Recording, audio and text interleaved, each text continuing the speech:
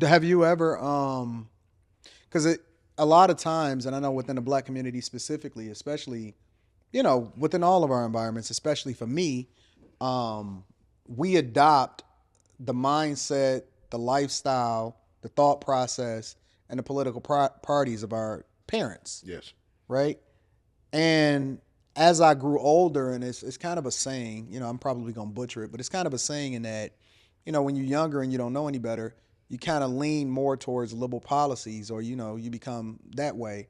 But then when you get older and you start to make money, you start to lean more towards being a little bit more conservative. Mm-hmm. I've always believed that to a larger extent, especially when you think about church, when you think about a lot of the different ways in which we live our lives, that black people maybe not necessarily not Democrat, but largely have always been conservative to a larger extent, right? Have you ever thought about um, not being or why you ran as a Democrat, or whether or not are conservative principles, or whether or not you have conservative principles, how that plays into whether or not you picked which side that you wanted to run on? In Detroit, it's not really a political Because I don't look at Mike Duggan as a a Democrat. Democrat. No, but he's gonna sign up for it Right, because it's the way he can win. right. And for Kwame Kilpatrick, it's like you said, my parents were Democrats. We were all Democrats. I'm gonna be a Democrat, but the city is 90 something percent Democrat. Right. So if you want to win a district race in Detroit, you're going to have to be a Democrat. Yeah. I mean, it's not going to happen for you. Yeah. And so that was the reason that I chose to be Democrat. If I was running again, I might not choose the same. Really? I might not choose the same. I think that independents need to be declared sometime. Yeah. You can't just, Frederick Douglass talked about that you can't just, with power concedes nothing without a struggle. You have to struggle for independence. Yeah.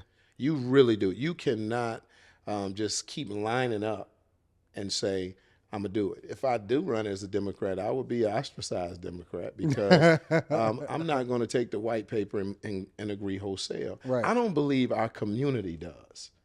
I think that we have been, I believe, even brainwashed to believe that they care about us more. And I would challenge people right now. We've had the Democratic Party in America. They've had the presidency, all the executive offices. And when I say that, everybody always looks to the legislative bodies for help. The president is Democrat. The vice president is Democrat. Every single person, transportation, environment, we know the people there, the person in the environment for sure. Interior, which deals with all the park systems in the country. All of these people are working directly for them. There's so much that they could do that doesn't require any legislation. Why are we not benefiting from that? Why don't they do more outside of legislating for the people or for the community specifically? I believe there's two reasons. The Democratic Party and the Republican Party are always looking to go to places and help people that benefits them in elections. So they're going to what they call marginal areas that can go swing seats, areas that can go either Republican or Democrat, and that's where they're spending the money. Places like Detroit. Because that's what I was going to ask you, right? And that the original question, when I was asking you, do they go and they petition or, try to advocate for and get your favor, or, get the local politicians' favor, when they already know that this is a specifically 90% Democrat anyway, they're going to vote that way. Yes. How do they determine where they're going to spend their time and their dollars as far as trying to make sure that because Michigan it can go either way, right? But not late. You said one thing first, relationships. Yeah. Mike Duggan and Joe Biden have a very good relationship. Okay. Joe Biden, I don't know if you know this, but Mike Duggan managed his campaign when he I didn't know that. He was the biggest. He managed the Michigan campaign twice for Joe Biden. I didn't know that. They're tight. That's why Detroit got this chronically unemployed money that just came out of Washington. Hundreds of millions of dollars that have to be spent by October 1st of 2024.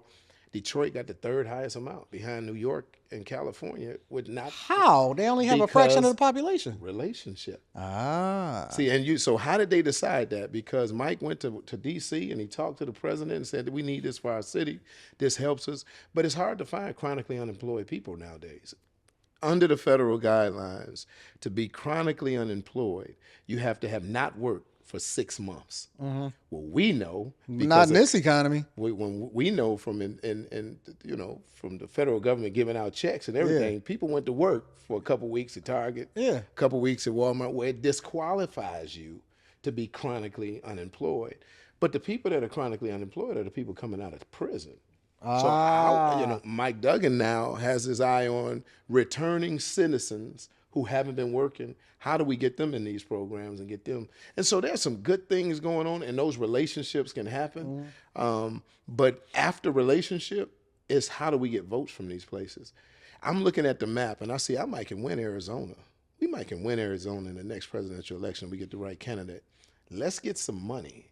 Joe Biden said, Secretary of Interior, let's go do 3 new parks in Arizona, and I'll go and cut the ribbon on the famous Indian person that was there, such. And so you'll start to see that around the country. You'll see it on CNN. You'll see all these openings, and that's where money is being spent in environment to shore up this area so it'll be safe drinking water for years and generations. I mean, the press conference is how if you watch the press conference, you watch it and say, okay, he's doing something. I'm watching and say, oh, they spending some money. No, I don't watch it like that. I watch it completely different because I'm looking at it from a business perspective. Exactly.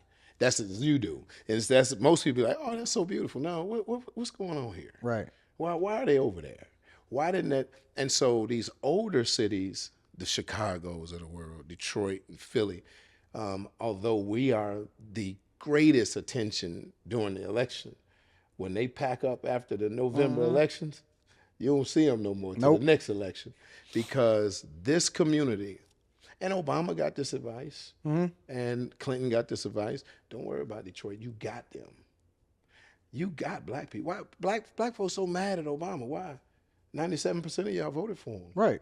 Twice. And so you want him to do something for the 97%. That's logical. But his advisors was telling him, man, we need to get more Hispanic votes. Yeah. We need to do something with the gay community because we need the California liberals to give us $200 million. Is that why it seemed like that the entire time that Obama was in office, it seemed like they specifically were courting the LGBTQ community. Absolutely. Everything that was happening within that community, and it was almost like they knew that they had the black vote, which probably didn't go over well for the people that came after him, right? But it seemed like they were courting the alphabet community more than any other community during the time that at least they publicly was speaking about what was going on with the alphabet community. That community is the entertainment community.